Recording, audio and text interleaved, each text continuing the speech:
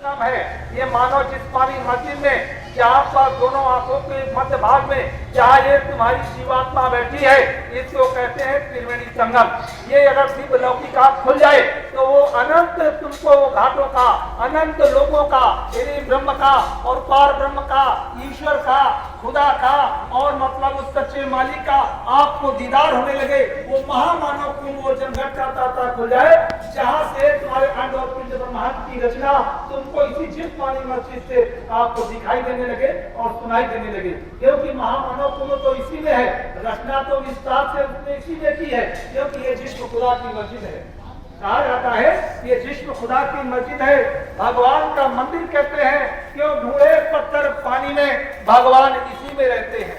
यानी वो परमात्मा, वो सच्चे जो मालिक हैं और जो सच्चे इस जिस्म के धरोहर और इस जीवात्मा के सच्चे सर्वे सर्वा ऐसे संत सतगुरु की लीला अंड पिंड ब्रह्मांड करके आपको देखने को मिलेगी। क्योंकि ऐसे संत सतगुरु ने आपको सारा भेद सर्वभावन से बताने का काम किया।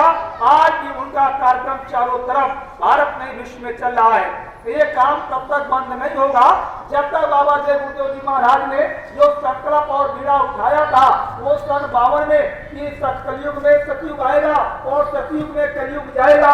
जब तक सतयुग नहीं आ जाएगा तब तक बाबा जी ने कहा कि बच्चा मैं जाने वाला नहीं हूँ, मैं परिवर्तन करके ही जाऊंगा। तो हम और आप सब प्रेमी का एक ही लक्ष्य उद्देश्य है कि ये जहाँ तक आवाज आ रही है इस लखनऊ मंडल के राजधानी के चारों तरफ जहाँ तक ये लाउड स्पीकर से आवाज आ रही है, हम उन माताओं बहनों से, भाइयों से, बुजुर्गों से और पढ़े लिखे नौजवान साथियों से, हम क्षत्रिय और ब्राह्मणों से, उन विद्वानों से ये अपील और प्रार्थना करते हैं कि कलयुग में सतयुग आएगा। ये बाबा जय गुरुदेव जी महाराज की वाणी है, ये उनका संदेश है, इसको कोई भारत में रोक नहीं सकता है। ऐसा दिव्य अलौकिक संदेश और ऐसा कलयुग में परिवर्तन होगा कि भारत में विश्व के लोग बाबा जी ने कहा था तो उंगली दबाएंगे। अभी आपने वो वक्त नहीं देखा है, जो समय आ रहा है और वक्त और समय का इंतजार राम को करना पड़ा, कृष्ण को करना पड़ा, ब्रह्मा को करना पड़ा, विष्णु को करना पड़ा, शिव को करना पड़ा, नानक को करना पड़ा, कबीर साहब को करना पड़ा, वो स्वामी जी महाराज को करना पड़ा, यानी यहाँ पर पलटू रैदास को करना पड़ा। बाबा जी ने कहा कि मुझको भी समय का इंतजार है, क्योंकि मैं इस सृष्टि की उस काल के देश का, मर्यादा का और उनके उल्लंघन नियमों का नहीं कर सकता हूँ। समय का इंतजार है। बाबा जी ने कहा कि मुझको वो तारीख और वो समय और वो दिन मुझको मालूम है कि इस कलयुग में सतयुग कब लगेगा। अगर मैं इस कलयुग में सतयुग आने की तारीख को बता दूंगा और मैं ऐलान कर दूंगा तो भारत में जो गुफाओं में और कंदराओं में और ये गंगा के किनारे मठों में जो मतलब ये महात्मा मुनि काले पीले नीले बैठे हुए हैं, ये भिडूरा पीट देंगे कि मैंने तो पहले ही कहा था कि भला तारीख से सतयुग लगेगा। इसलिए गुरु महाराज ने वो तारीख को गुप्त रखा और कहा समय आएगा तो मैं सब कुछ आपको संकेत में बता दूंगा कि सतयुग कब से लगेगा। तो सतयुग आने से पहले क्या होना है इसको भी तो समझ लो। ऐसे कोई चीज छोड़ी जाती है, जब घर से कोई चीज जाती है और जब घर में कोई चीज प्रवेश करती है तो उसकी सफाई होती है, उसकी निर्मलता होती है, उसके लिए यानी साफ और शुद्ध यानी घर की जरूरत होती है। ये जिस्मानी मस्जिद ये तुम्हारा शास्त्रों में बैठ करके जो जिम्मेदारी मिले उसका निर्वाह करना। तो आपने गृह शास्त्र का तो निर्वाह किया। क्यों? ये घर मेरा, परिवार मेरा, बच्चे मेरे, स्त्री मेरी, दुकान मेरी, दफ्तर मेरा, सब अपना लिया। लेकिन आपने परमात्मा को कहाँ अपनाया?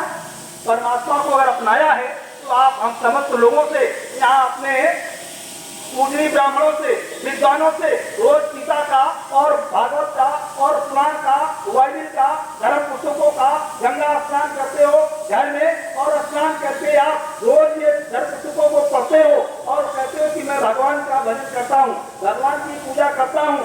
मंदिरों में जाते हो, मस्जिदों में जाते हो, गुरुद्वारों में जाते हो। हम आपको मना नहीं करते, मंदिरों में जाओ, मस्जिद में जाओ, गुरुद्वारों में जाओ, भगवान की प्रार्थना करो, धर्म पुस्तकों को पढ़ो। लेकिन धर्म पुस्तकों में जो लिखा है उसका भी तो पालन करो कि आदेश क्या उसमें है। पढ़ने से कुछ नहीं होता है, जो उसमें आदेश और निर्देश है उसका गृहशास्त्र में पालन करो। आप मंदिरों में जाते हो, मस्जिद में जाकर पूजा करते हो, वो पत्थर का देवता बनाया किसने? ये आपने कभी सोचा? उस पत्थर के देवता को ऐ इंसान तुमने इस पंच भौतिक शरीर से, अपने हाथ से, कान से, नाक से, अंतःकरण से, बुद्धमानी से परमात्मा ने तुमको दिया। उससे आपने मंदिर में वो जो मूर्ति रखी हुई पत्थर की, आपको उसने आपने अपने हाथों से उसको काट करके गढ़ करके आँख, कान, नाक और उसका स्वरूप बनाया कि मैंने राम का तस्वीर बना दिया, मैंने कृष्ण का तस्वीर बना दिया, मैंने हनुमान का मूर्ति बना दिया, मैंने देवी जी का मूर्ति बना दिया, मैंने ब्रह्मा का बना दिया, मैंने विष्णु का बना दिया, मैंने शिव का बना दिया, 33 करोड़ देवताओं का बना दिया और उसकी स्थापना उस मंदिर में आपने कर दी। आपने उस मंदिर में जब कर दी तो आप फूल चढ़ाते हो, आप केला चढ़ाते हो, तो क्या आपको केला बना देंगे? जब केला ही दोगे तो वो केला क्या बनाएंगे? फूल चढ़ाओगे तो क्या फूल दे देंगे? आप अगरबत्ती चाहे तो क्या अगरबत्ती की तरह से तुमको धूप दे देंगे? या आप कोई ऐसा फल चढ़ाते हो तो क्या उसी योनि में आपको जाना पड़ेगा? ये समझ लो, ये कोई बात थोड़ी कड़वी है, लेकिन ये बात सच्ची है कि आपको जिसकी पूजा करते हो उसको जो खिला रहे हो वो तो खाने वाला है नहीं, वो तो समझने वाला है नहीं, क्योंकि मंदिर का देवता चुपचाप बैठा है, ना तो बोल रहा है, ना तो आपकी सुन रहा है और ना आप उसको सुनाई पा रहे हो, क्योंकि आँख तो तुमने बनाई, दांत तो उसने बनाया, जीवात्मा का उसमें प्रतिष्ठा प्राण जो था वो तो किया नहीं। वो उसमें मंदिर में क्या बोले? वो तो जब राम आए थे जिस मानी मस्जिद में वो इसी चित में बैठ करके हो, चाहे हिंदू हो, चाहे मुसलमान हो, चाहे सिख हो, चाहे ईसाई हो, चाहे जैनी हो, कोई भी हो, सबके लिए खुदा का हुक्म सब एक ही है, एक ही रूप में, चाहे वो किसी भी कौमियत का हो, परमात्मा सबका एक ही है। उसको अपनी अपनी लफ्ज और भाषा में चाहे खुदा कहो, चाहे भगवान कहो, चाहे उसको मतलब कुछ भी कहो, ये तो तुम्हारी मर्जी है, लेकिन परमात्मा वो सब के घाट पर एक ही मालिक बैठा हुआ है और वो जो सृजनहार है वो सबका मालिक अंड और पिंड और ब्रह्मांड सबका मालिक को बैठा है सच्चिदानंद का, सच्चा मालिक को सच्चिदानंद, जो सच्चिदानंद जिनको कहते हो, उसके ऊपर और सच्चिदानंद बैठे हुए हैं। 3 लोक 14 भुवन, गुरु से बड़ा न कोई, करता करे न कर सके, गुरु करे सो होय। वो परमात्मा बैठा हुआ है, सृजनहार मालिक, सब सृष्टि पर सबका मालिक। उस मालिक से जब तुम्हारा नाता जुड़ेगा, उस मालिक से जब सच्चा प्रेम होगा, तब तुम्हारी जीवात्मा का कल्याण होगा। नहीं तो ये जीवात्मा ऐसी पिंड में फंसी रहेगी। मंदिर का दाव की पूजा करने से आपको उसका अनुभव नहीं हो रहा। अगर अनुभव हो गया होता तो आप लोग घरों में चिल्लाने लगते कि मंदिर के देवता ने हमको ये रात को मैं पूजा करने गया, प्रातः काल गया, हमारे सामने खड़े होकर के हमको ये रास्ता दिया है। इसलिए मंदिर का देवता ना बोलने में है और ना चालने में है, ना चलने में है, ना करने में है। इसलिए कि तुम्हारी जब वाणी और तुम्हारा मन और तुम्हारी चित्त, तुम्हारा अंतःकरण जब ये साफ और सुथरा हो जाएगा, निर्मल हो जाएगा, उसी मंदिर की देवता से एक खुशबू आएगी जो तुम्हारे मन को लुभा लेगी और उस अंदर में तुम्हारे वो चेतना देगा और बुद्धमानी देगा, विवेक देगा, सद्बुद्धि देगा, संतों और फकीरों से मिला देंगे, वो जगह हुए महात्माओं से मिला देंगे और तुमको उस परमात्मा के पास जाने का रास्ता सुलभ हो जाएगा। इसलिए मंदिर का देवता आपसे नहीं बोला कि तुमने अभी आज तक अपना खान पान ही ठीक नहीं किया। जिस जिस्म से तुम पूजा करते हो और कहते हो इस जिस्म से हमारे गुनाहों को माफ कर दिया जाए और इस जिस्म से हमारी मतलब रूहानी इबादत को मंजूर कर लिया जाए, तो मंदिर का देवता नहीं करता है। इसलिए कि वो तुम्हारी रहनी सहनी को वो कहते हैं कि अपनी रहनी और सहनी संभाल कर आइए। और मतलब ये कंदराओं में ढूंढते हो कि भगवान मिल जाएगा। अगर मंदिरों में भगवान मिल गया होता, पत्थरों में भगवान मिल गया होता और कंदराओं में भगवान मिल गया होता, पहाड़ों में भगवान मिल गया होता, तो कबीर को आने की जरूरत नहीं थी। वो स्वामी जी महाराज को वो 14 मतलब अपनी छोटी सी उम्र में इन्हीं भगवान की उपासना करने के लिए राजापुर से जमुना के किनारे बैठ करके उनको रोने की जरूरत नहीं थी। मीरा पलटू रैदास को रोने की जरूरत नहीं थी। अरे वो पात्रों मंदिरों में ढूंढ लेते, लेकिन उन्होंने जगह हुए महात्माओं के पास पहुंचे। मीरा जगह हुए महात्माओं के पास पहुंची और मतलब नानक जी के पास पहुंचे। जितने भी संत आए जगह हुए महात्माओं के पास जो पहुंचे, उनका उद्धार हो गया, कल्याण हो गया और परमात्मा को प्राप्त कर लिया। और 84 से उनका जीवन मोक्ष मुक्ति के पार उनको पार कर दिया। जब तक जगह में महात्मा नहीं मिलेंगे तब तक तुम्हारी सोई हुई जीवात्मा को कोई जगाने वाला नहीं है। इसलिए वहां से नहीं जगेगा। जगाने के लिए तुमको पहले शाकाहारी कलयुग में रहना होगा। अगर शाकाहारी हो जाओगे तो इस मंदिर का देवता खुश हो जाएगा। ये मंदिर ही जब तुम्हारा पाक साफ हो जाएगा तो जीवात्मा के ऊपर वो परमात्मा बैठा है और परमात्मा के अंदर वो जीवात्मा के जाने का रास्ता है। जब उसकी तुम मतलब ये आदेश का पालन करोगे तो तुमको मोक्ष और मुक्ति का रास्ता मिल जाएगा। इसलिए शाकाहारी हो जाओगे तो सब तरह का तुम्हारा जीवन ये सफल हो जाएगा। जैसे पंचभौतिक शरीर आपको फिर तो मिलेगा नहीं, तो क्यों इसमें अपराध करते हो, क्यों ऐसा गुनाह करते हो? इसलिए इसमें मनुष्य से मनुष्य की पहचान करो, कहाँ बहुत व्यक्ति की पहचान रखो, हृदय से तय दिल से उस मालिक को आप अपने इस मेरी जुआ से उस मालिक को याद करो कि हमको ये जुबान दी है परमात्मा को प्राप्त करने के लिए। इस वाणी से हमको उसकी प्रार्थना और वेदना और उसके मतलब एक चरणों की हमको सच्ची वेदना करने के लिए हमको ये जुबान दी है। क्योंकि ये जिसने तुमको जो जुबान मिली है, आप देखते हो पशुओं में, पक्षियों में और जानवरों में जो ये दूध देने वाले आपके दरवाजे पर बने हैं, ये बेचारे कुछ नहीं कर सकते। उनके भी तो जिज्ञा है, ऐसा नहीं कि जिज्ञा उनमें नहीं है, उनमें भी जिज्ञा है और पक्षियों में भी जिज्ञा है और एक चींटी में भी जिज्ञा है, एक उससे भी छोटी चीज है उसमें भी जिज्ञा है। लेकिन ये जिस्म किसका है? ये परमात्मा का। इसमें उसने आपके आवाज, इसमें वो धरोहर रखी है जिसमें से ये वाणी और ये आवाज आ रही है कि सारी सृष्टि पर तुम्हारी आवाज को सुना जा सकता है और समझा जा सकता है। तुम्हारे दुख को, तुम्हारी तकलीफ को, तुम्हारी पीड़ा को, तुम्हारी खुशहाली को, तुम्हारे मतलब अच्छे और बुरे कर्मों का इससे सब कुछ देखा और सुना जा सकता है। क्यों? परमात्मा का ये मंदिर है, तो इसी में परमात्मा ने अपना विश्राम रखा है और आने का रास्ता इसी जिस्म में रखा। आप बाबा जी को देख लीजिए, इसी जिस्म में आए हुए, ये जिस्म उनको धारण करना पड़ा। क्यों? अगर वो इस जिस्म ना धारण करते इस सृष्टि पर तो आप उनकी वाणी को नहीं समझ सकते, आप उनकी आवाज को नहीं समझ सकते थे, आप उनके संदेश को नहीं सुन सकते थे। क्यों? परमात्मा जब आया तो इसी जिस्मानी मस्जिद में आया। अगर जिसमें अस्तित्व में नहीं आया होता तो सतयुग का, द्वापर का, त्रेता का आपके सामने वो धर्म पुस्तकों में सब कुछ लिखा है कि परमात्मा आया तो इसी जिस्मानी मस्जिद में आया। कलयुग में जो आए इसी जिस्मानी मस्जिद में आए, तो जो इसी जिस्म में आते हैं, पंच भौतिक शरीर में आते हैं, तो आपको पंच भौतिक शरीर की कीमत और इसका आपको बड़ी तरीके से इसका सम्मान करना चाहिए और प्रभु से प्रार्थना करनी चाहिए कि धन्य वो मालिक तुम्हारी लीला, ऐसा शुभ अवसर हमको इस जिस्मानी मस्जिद में इस पंच भौतिक शरीर में दिया कि आज हमको उस मालिक से मिलने के लिए इस जुबान से हमको सच्ची वेदना करने का अवसर मिला है। ये बेचारे जानवर बने हुए, आप देखिए जानवर बने पशु पक्षी है, ये अकर्म है, इनके अंदर बुद्धि नहीं है, बल नहीं है, पौरुष नहीं है, ज्ञान नहीं है, वो बोध नहीं हो सकता। क्योंकि अंदर उनके अंदर ये पंच भौतिक शरीर में 5 तत्वों का मसाला है, उनमें 5 तत्वों का मसाला नहीं है, इसलिए उस चीज को नहीं कर सकते हैं, न समझ सकते हैं। लेकिन परमात्मा के बनाए हुए विधान को वो परमात्मा ही उनकी भाषा को समझता है और उनकी भाषा को परमात्मा और परमात्मा की आवाज उनके अंदर जाती है, लेकिन उनके दुख को परमात्मा समझता है। आप पक्षियों का और जानवरों की भाषा को समझ नहीं सकते हो, उनके इशारे पर समय पर आप पानी भोजन देते हो, लेकिन वो बेचारे बने रहेंगे, कह नहीं सकते कुछ।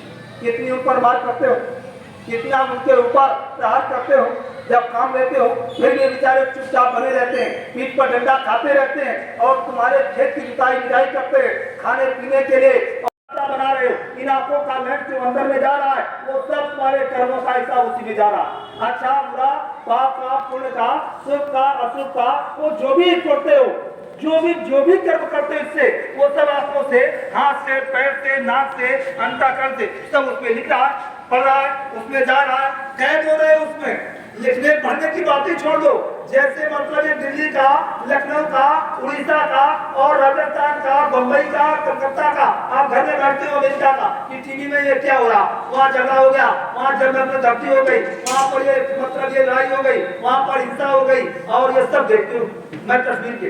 ऐसे ही ये किसने बनाया? इंसानों ने।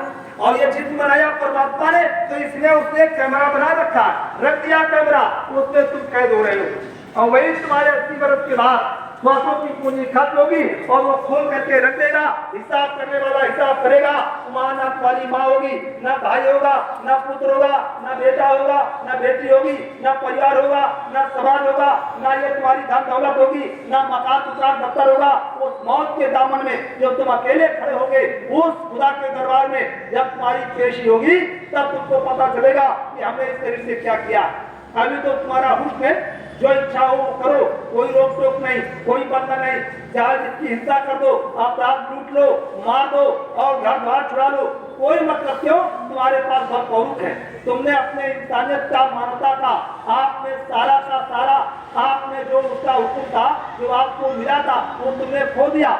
वो दौलत खो दी, जो मानवता की दौलत थी खो दी। हैवानियत की दौलत के द्वारा तुम जो ये सब इकट्ठा करने में लगे हो, ये जब छूटेगा और जब उसके दरबार में खड़े होगे तो पसीना आ जाएगा। वो तस्वीर तुमको दिखा देगा कि तुमने 80 वर्ष में बच्चा क्या किया। हीरा लाल जी, अरे बिहारी लाल जो किया है ये देख लीजिए। अच्छे बुरे का वहां तुम्हारे सामने कौन खड़ा होगा, तब तुम्हारी कौन पेशी करेगा, तुम्हारी गवाही कौन देगा, तुम्हारी रक्षा कौन करेगा, तुमको कौन बचाएगा। वो समय खुदा के दरबार में वो खुदा तुमको माफ नहीं करेगा। इसलिए बाबा जय गुरुदेव जी महाराज का ये संदेश अलौकिक है कि जंजन में मेरा संदेश बच्चा ये पहुंचाते रहना और ये पहुंचा दो। जब मैं समय से आऊंगा, उस समय से जब मैं ये संदेश सुनाऊंगा तो मैं 10 करोड़ का जमघट वो सतयुग आने के समय में मैं लगाऊंगा और पत्र निर्मल और उस साफ पाक स्वच्छ लोगों को उस मैदान में इकट्ठा करूंगा।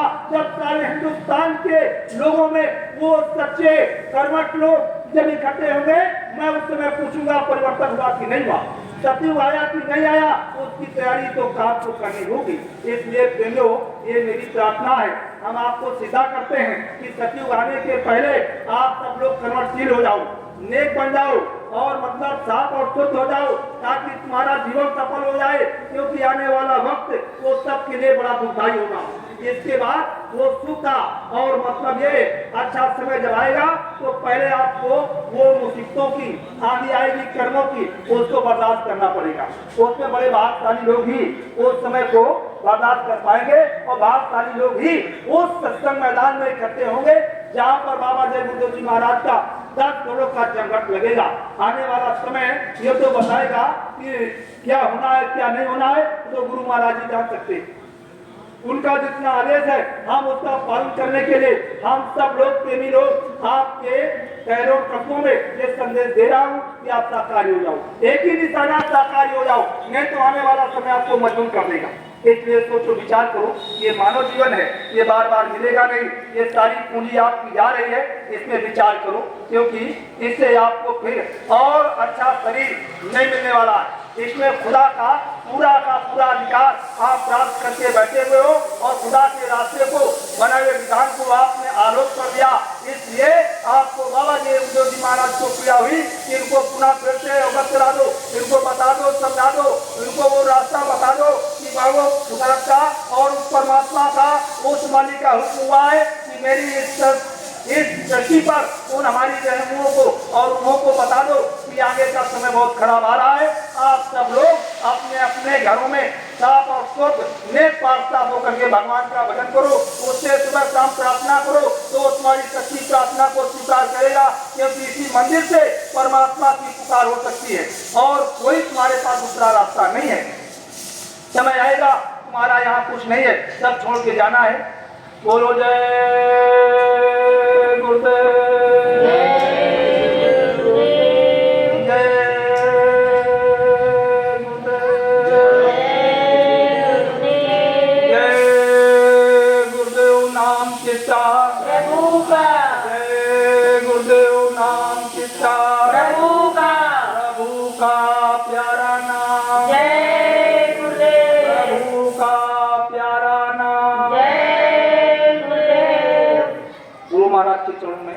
प्रार्थना करेंगे, भीख मांगेंगे हम लोग अपने गुरु महाराज से, क्योंकि सच्चे रेवर यही हैं जो हमें और आपको वो चीज दे सकते हैं।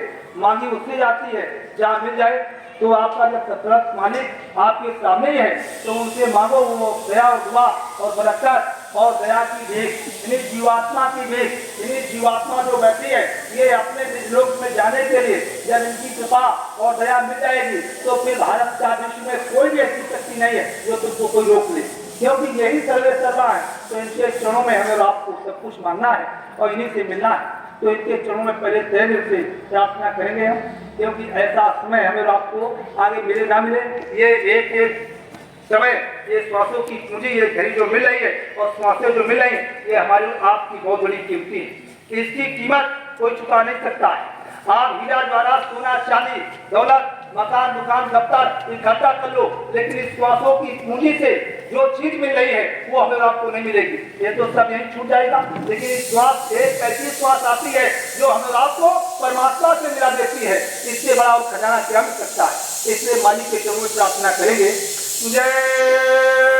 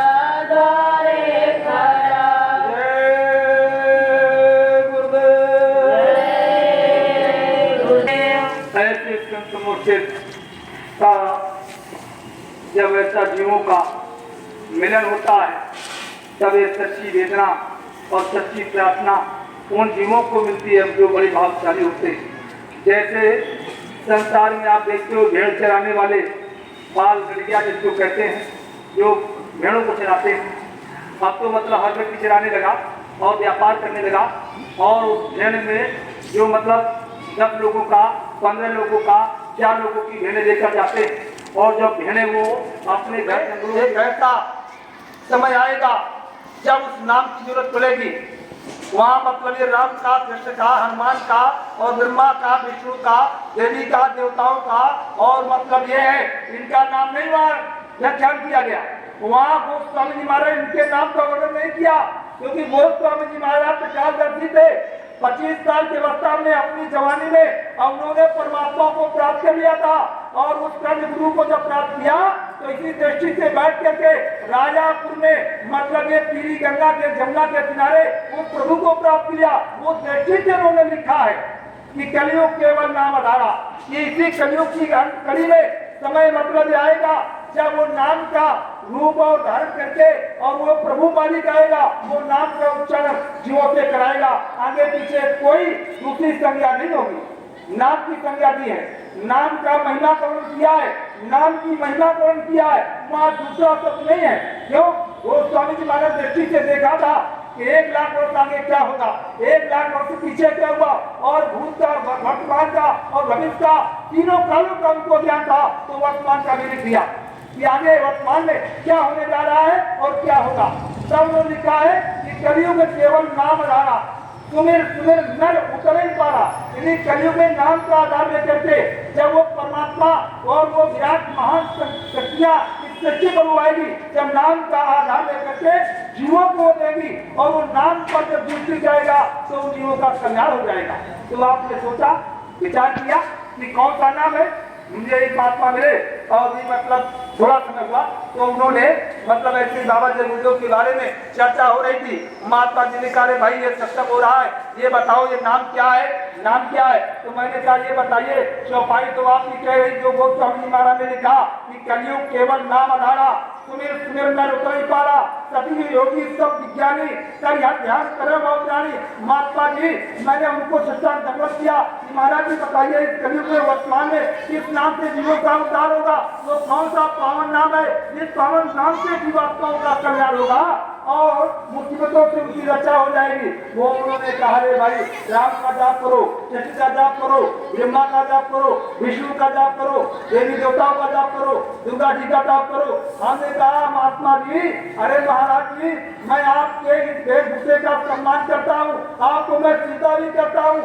लेकिन तुमने राम को, कृष्ण को, ब्रह्मा को, विष्णु को, देवी और देवताओं को और दुर्गा को सबको बिना डाला कि सबकी पूजा करो, सबको याद करो, नाम लो तो कल्याण हो जाएगा। हमने कहा लिखा क्या है कि कलयुग में केवल नाम आधारा, केवल नाम का आधार है, माना ब्रह्मा का, ना विष्णु का, ना देवी का, ना देवता का, ना राम का, ना कृष्ण का, किसी का नहीं। महात्मा जी चुप हो गए। महात्मा जी ने फिर क्या है, हमने कहा जरा विचार करो, आप तो महात्मा हो, आप तो भगवान के और धर्म के ठेकेदार हो, और आपको भगवान का आपको पूरा अधिकार है और आपके पास शिक्षा है, हम तो गैर शास्त्र में मैं तो कुछ जानता नहीं हूँ। बोले नहीं नहीं इसका मतलब क्या है। हमने कहा आप तो जो कह रहे हो तो बताइए कैसे उद्धार होगा, ना आपका उद्धार है ना हमारा उद्धार है। बोले क्यों। हमने कहा तुम राम का, कृष्ण का और ब्रह्मा का, विष्णु का और शिव का और इनका उनका निरोधा पूछोगे, लेकिन वो स्वामी जी महाराज अभी ज्यादा समय नहीं हुआ, उन्होंने तो लिखा है कलयुग केवल नाम आधार। तुमने कौन सा नाम है, वो पावन नाम कौन सा है जो जीवात्माओं की मुक्ति का रास्ता है। तो उन्होंने कहा जरा बता दीजिए, आप ही बताइए। मैंने जब कह दिया ये जय गुरुदेव नाम पावन नाम है, इतिहास के पीछे कोई नाम नहीं, कोई संज्ञा नहीं है, बताइए। हमने कहा राम और सीता, ये सीता राम का जोड़ा है, राधा और कृष्ण का जोड़ा है, बहन और भाई का जोड़ा है, स्त्री पुरुष का जोड़ा है, और मतलब कोई भी यहाँ पर सृष्टि पर यहाँ की रचना जो है उसमें आप जोड़ दी सब जोड़ा है। लेकिन जय गुरुदेव नाम के इतिहास के पीछे क्या है कि जय गुरुदेव नाम उस प्रभु का, वो पावन नाम है, वो चेतन नाम है, वो जगाया हुआ नाम है, उस प्रभु का है। वो कौन सा प्रभु है। हमने कहा महाराज जी सुन लीजिए, एक अनी अनामा आप इस सचदा नंद प्रभु धामा, जो वो प्रभु का प्रभु अपने धाम में बैठा है, अंड और पिंड ब्रह्मांड के परे वो मालिक। जिंदगी में हजारों का मेला जुड़ा, जिंदगी में हजारों का मेला जुड़ा, जिंदगी में हजारों का मेला जुड़ा, जिंदगी में हजारों का मेला जुड़ा। हंसा जब जब उड़ा तब अकेला उड़ा, हंस जब जब उड़ा तब अकेला उड़ा, जिंदगी में हजारों का मेला जुड़ा, जिंदगी में हजारों का मेला जुड़ा। हंसा जब जब उड़ा तब अकेला उड़ा, हंस जब जब उड़ा तब अकेला उड़ा। न राज राजे रहे और न रानी रही, राज राज रहे राम रानी रही, सिर्फ कहने को झूठी कहानी रही, सिर्फ कहने को झूठी कहानी रही। 4 दिन का ये मेला जमेला जुड़ा, 4 दिन का ये मेला जमेला उड़ा, हंसा जब जब उड़ा तब अकेला उड़ा, हंस जब जब उड़ा तब अकेला उड़ा। जिंदगी में हजारों का मेला जुड़ा, जिंदगी में हजारों का मेला जुड़ा, हंसा जब जब उड़ा तब अकेला उड़ा, हंस जब जब उड़ा तब अकेला उड़ा। ये खजाने पड़े के पड़े रह गए, ये खजाने पड़े के पड़े रह गए, ये महल दो मैले गले के गले रह गए, महल दो महले खड़े के खड़े रह गए। ये अंत में साथ नायक अकेला जुड़ा, अंत में ना एक साथ में ढेला जुड़ा, अंत में साथ नायक अकेला जुड़ा, अंत में साथ नायक ढेला जुड़ा। हंसा जब जब उड़ा तब अकेला उड़ा, हंस जब जब उड़ा तब अकेला उड़ा, जिंदगी में हजारों का मेला जुड़ा, जिंदगी में हजारों का मेला जुड़ा।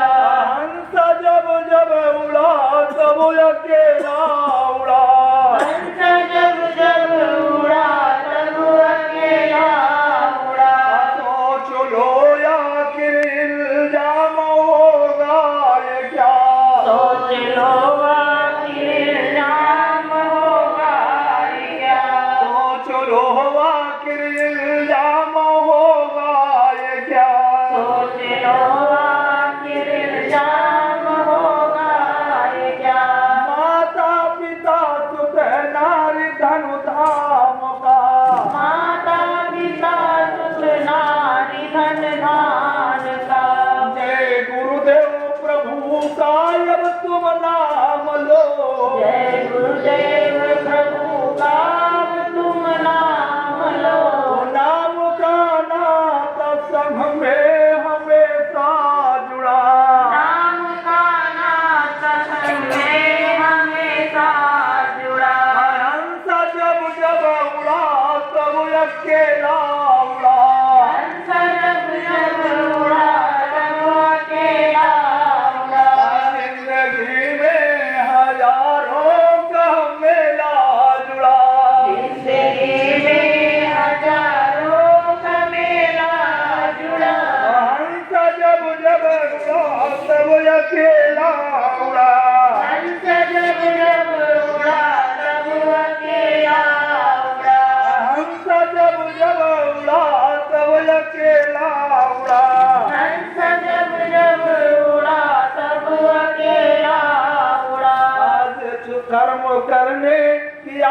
आजादी तुमको मिली, कर्म करने की आजादी तुमको मिली। चाहे अच्छा करो या तुम कर लो बुरा, चाहे अच्छा करो या तुम कर लो बुरा। पेशी होगी खुदा के जब दरबार में, पेशी होगी खुदा के जब दरबार में। कोई नहीं सामने होगा तेरे खड़ा, कोई नहीं सामने होगा तेरे खड़ा। हंस जब जब उड़ा तब अकेला उड़ा, हंस जब जब उड़ा तब अकेला उड़ा। अच्छे तो प्यारे सभी धर्मों पर याद डटो, ये तो प्यारे सभी धर्म पर याद डटो। उस खुदा के नबी की इबादत करो, उस खुदा के नबी की इबादत करो।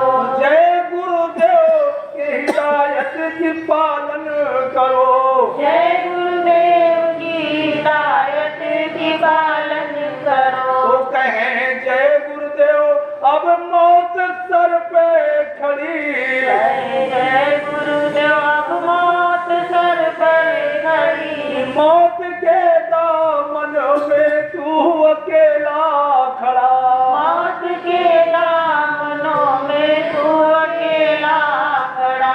हंस जब जब उड़ा तब अकेला उड़ा, हंस जब जब उड़ा तब अकेला उड़ा।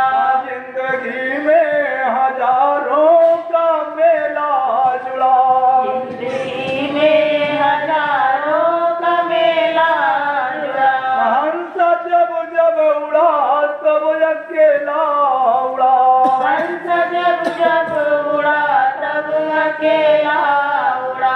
तो कहने का मतलब है कि हम और आपको ये पूर्ण रूप से बाबा जय गुरुदेव जी महाराज ने संदेश, आध्यात्मिक संदेश दे करके, वैचारिक क्रांति का संदेश दे करके, ये हम और आपको जो तमाम अंधेरे में ये जीवन गुजर रहा था लोगों का, और सतयुग द्वापर त्रेता कितना बीत गया, न जाने कितनी रूहें जीवात्माएं आई और यहाँ से अपने आप को मतलब अपने यहाँ से वापस हो गई, कितनी खेपें आई कितनी खेपें चले गई, और कितने संत आए और कलयुग में और उन्होंने जीवों का उद्धार कल्याण का रास्ता दिया सुगम सुंदर। लेकिन इसी कड़ी में बाबा जय गुरुदेव जी महाराज ने आपको अलौकिक दिव्य संदेश दिया जो भारत में विश्व में ऐसी पावन शक्ति कभी ना आई ना आएगी भविष्य में।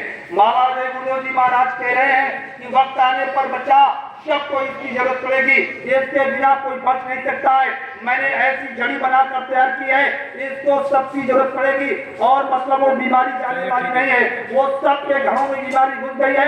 ये जय गुरुदेव नाम तो सबको अपनाना ही पड़ेगा। इससे नाम की में ऐसी जड़ी है, ऐसी उन्होंने दवा बनाई है, इसके बिना वो बीमारी किसी की ठीक होने वाली नहीं है। तो विचार करो कि इस समय का ये वक्त का संदेश ये समय से जो दिया जा रहा है, आपको ये जितना आपके कार्य में बना लिखा है उतना ही आपको मिलेगा। जब गुरु महाराज ने भारत के कोने कोने में ये संदेश भेजा और लोगों को खींचने के लिए उन्होंने अपने मतलब ये डीजल पेट्रोल लोगों का मतलब ये और गलियों गलियों कूचे कूचे में इस लखनऊ मंडल में कितने बार इस राजधानी में बाबा जय गुरुदेव जी आए और सारे लखनऊ मंडल में उन्होंने शोर मचवाया अपने प्रेमियों से और कहा बच्चा सबको लेकर इधर खड़ा कर दो, मैं उनको वो अमूलक चीज दे दूं जिससे कि समय आने पर तुम्हारी रक्षा हो जाए। अब आपने दी है लोगों ने कि नहीं ये तो जय गुरुदेव वाले बैठे हैं जो उन पर दीवाने हो गए, इनका सब कुछ काम हो रहा है, नहीं तो घर परिवार छोड़ने की जरूरत को नहीं थी। कृष्ण को इंसान कहते थे, भगवान नहीं कहते थे। लेकिन जब भगवान ने अपनी कला दिखाई, धर्म की स्थापना की, राक्षसों का वध किया और धर्म की स्थापना के लिए उन्हें अच्छे समाज के लिए अच्छे लोगों के लिए थोड़े लोगों की जरूरत थी, उन्हें थोड़े लोगों में जाकर के परिवर्तन कर दिया था। और जब परिवर्तन कर दिया भगवान कृष्ण ने तब उस समय अर्जुन से कहा था कि आप मुंह दिखाने काबिल नहीं हो, चले जाओ उधर वैशाली में और चले जाओ, मुंह दिखाने काबिल नहीं हो, मुंह ढक करके मर जाओ। और उन्हीं को शंका और उन्हीं से काम करवा लिया, उन्हीं के कुल और खानदान परिवार। सोचिए विचार करो। तो भगवान कृष्ण के साथ रहने वाले अर्जुन को उद्धव ऋषि मुनियों की तुम खोज करना, वो मेरा भेद बता देंगे, सब मेरे लोक में आ सकते हो। भगवान कृष्ण के रहते हुए उन्होंने किसी का उद्धार और कल्याण नहीं किया, नहीं अपने देश ले गए। उन्होंने कहा जाओ, वो महात्मा वहां मिलेंगे, वो ऋषि मुनि मिलेंगे, वो चले जाओ, वो दरिया के किनारे धार्मिक स्थानों पर, वहां पर मेरा भेद बता देंगे। भगवान कृष्ण ने उद्धव ने कहा तुम ही बता दो प्रभु, मैं तो पूरी पौणावस्था हो गई, मेरी पौणावस्था हो गई, माने बुढ़ापे का समय आ गया मेरा, और छोड़िए मेरे पास कोई अधिकार नहीं। साहब भगवान कृष्ण ने कहा मेरे पास कोई अधिकार नहीं है, तुमने पूरा जीवन व्यतीत कर दिया, मेरे पास अधिकार नहीं है ले जाने का। मैं आपको बता देता हूँ सच्चा रास्ता है वो ऋषि मुनियों के पास, वो मेरा भेद बताएंगे। तो उन्होंने कहा फिर क्या करूं? बोले गली चले जाओ। तो उद्धव जी तो उधर चले गए, ज्यादा उसका प्रचार नहीं, सच्चे में समझ लीजिए। उद्धव जी उधर चले गए, वहां जाकर के ऋषियों मुनियों के कदमों में अपनी पौड़ माने बुढ़ापे के अवस्था में सीधा करने लगे जाकर। जिंदगी भर तो कृष्ण के साथ रहे, भगवान के साथ रहे, और भेद नहीं मिला कि इसको प्राप्त कैसे करूंगा। क्यों? ये शरीर लेकर आए थे, इस शरीर से तुम प्रभु को प्राप्त करना चाहते हो और प्रभु को प्राप्त करने के लिए सर्चा भी करते हो। तब उन्होंने कहा जाओ भेद ले लो जाकर के उधार संतों से, ऋषियों मुनियों से, और फिर बैठ करके मेरा ध्यान करना, तब मेरा परिचय प्राप्त होगा। क्यों लोक में मैं मिलूंगा, तब तुम समझोगे कि मैं किस लोक का रहने वाला हूँ और किस लोक से मैं धर्म की स्थापना के लिए आया हूँ। 24 घंटे कृष्ण के साथ रह करके उद्धव नहीं समझ पाए, अर्जुन नहीं समझ पाए, वो तो अपने जैसा समझते रहे। कहते रोज लेटता हूँ, रोज खाता पीता हूँ, एक साथ स्नान करते, एक साथ चलते फिरते, एक साथ सफर करते, उनके अंदर वही नहीं आया। और जब कार हो गया तब जब उधर चले गए तो अक्ल आ गई। इसीलिए कहता हूँ संतों की अपमान, संतों की निंदा और बुराई करने की जरूरत नहीं है कि हमें और आपको उन्होंने बहुत कुछ दिया है। इसमें बैठ करके आपने जिस पानी मस्जिद में उस परमात्मा को सच्चे तेजी से याद करो, ये खुदा का नूर लेकर आए, ये तुमको नूरानी शक्ति से मिला देंगे। ये है, ये जो आप तस्वीर देखते हो, ये सच्चे मालिक उनके हैं। ये कलयुग में सच्चे युग के मसीहा है, विश्व के विख्यात है। भारत विश्व गुरु देश बनेगा। बाबा जी ने कहा था, ये सबसे पहले ऐलान किया था कि विश्व गुरु भारत देश होगा। भारत के लोग नहीं, विश्व के लोग भारत को सीधा करेंगे, सारे मुल्कों को लोग इधर आएंगे समझ करके। ये भारत देश सोने की चिड़िया है, ये ऋषि मुनियों की भूमि है, इस भूमि को सबको सीधा ही करना पड़ेगा, ऐसा परिवर्तन होगा। इसलिए विचार करो। तो बहुत समय हो गया, धीरे धीरे करके, और ये 2 बजे कार्यक्रम समापन होगा। हमारा कहने का मतलब ये, मैं अपने गुनाहों की माफी आपसे मांगता हूँ। मैं भी गुनाहगार हूँ। रोज कहते हो कि सतगुरु गुनाहगार हम भाई, तो हम सब लोग गुनाहगार हैं। हम लोग भी अपने अपनी सीधा हम आप ही से तो सीधा करेंगे, क्योंकि ना जाने किसमें किस रूप में वो गुरु महाराज का रूप, यहाँ सब गुरु का ही रूप है। गुरु महाराज ने कहा जब सत्संगी का मिलना हो जाए, बच्चा गुरु का दर्शन हो जाएगा और गुरु का प्रेम मिल जाएगा, गुरु की शिक्षा दीक्षा मिल जाएगी, एक आपस में आदान प्रदान हो जाएगा, हमारे आपके कर्मों का बोझा वो तो उतर जाएगा, तो प्रभु से मिलन हो जाएगा। और जब तक कर्मों का बोझा नहीं उतरेगा तब तक मिलने जुलने का रास्ता बन नहीं सकता है। इसलिए प्रेमियों, हम अपनी बारी को यहीं से काम होगा, धीरे धीरे करके इशारा हो रहा, और 2 बजे जा रहा है, और 2 बजे कार्यक्रम समापन होगा।